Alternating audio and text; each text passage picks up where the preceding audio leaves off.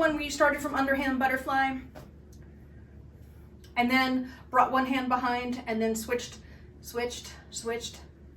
Okay, so that's basically the move, but you're doing it as a chest reel.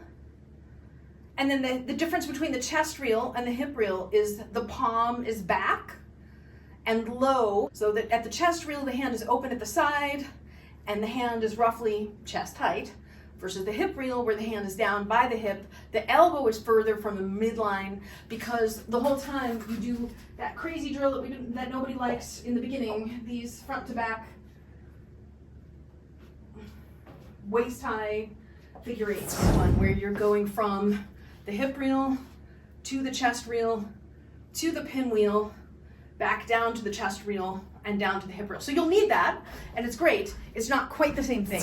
Instead of trying to do the hip reel, take your right hand out like this and just bring it back.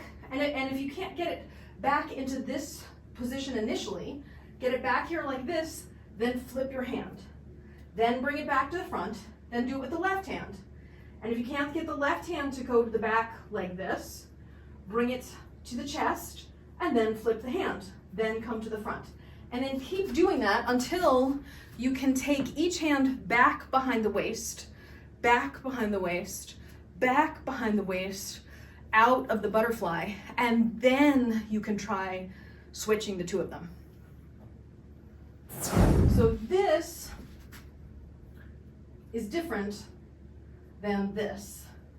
The two notable things in your physiology is that when you're doing this one, your hand is further from the center line of your body, so from the crown of your head. Your hand is further from the crown of your head than your elbow, and the palm is facing forward, whereas the way I want you to do it, the elbow is further from the midline, and the palm is facing posterior instead of anterior. The thing to remember here that's really helpful is when we did those circles behind, remember how the elbow bounces up and down. So you don't want to lock your arm like this. You want to keep the elbow nice and soft to help control the flow of the poi behind your butt, coming to the front, behind your butt, coming to the front. So if you're starting it behind you, pull in toward your butt crack to start. In like that. The three key pieces of information are: the hand should be at the hip, the palm should be facing posterior, and throughout the movement, your elbow should be outside, further from the midline than the palm. So throughout the movement, this is me, I'm going it slower here without the poi, and then this is me with the poi. Right, so I'm using my elbow to bounce and direct the energy of it.